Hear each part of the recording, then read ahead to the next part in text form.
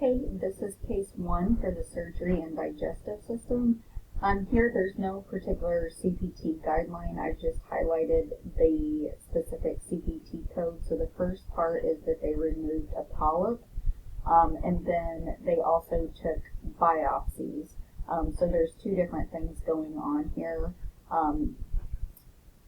during the same procedure. So you would use the 59 modifier.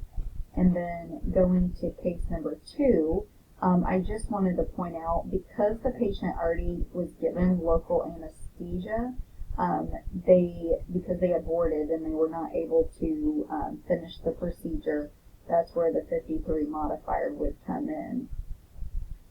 And case number three, I wanted to point this one out because some people may think that because they only got to the sigmoid colon and a portion of the descending colon, that's actually a definition of a sigmoidostomy, but there is a particular guideline in your book under the endoscopy section that says, when performing a diagnostic or screening endoscopic procedure on a patient who is scheduled for a total colonoscopy, if the physician is unable to advance the colonoscope to the cecum or the colon, small intestines due to unforeseen circumstances, report the colonoscopy with the modifier of 53, and of course providing appropriate documentation.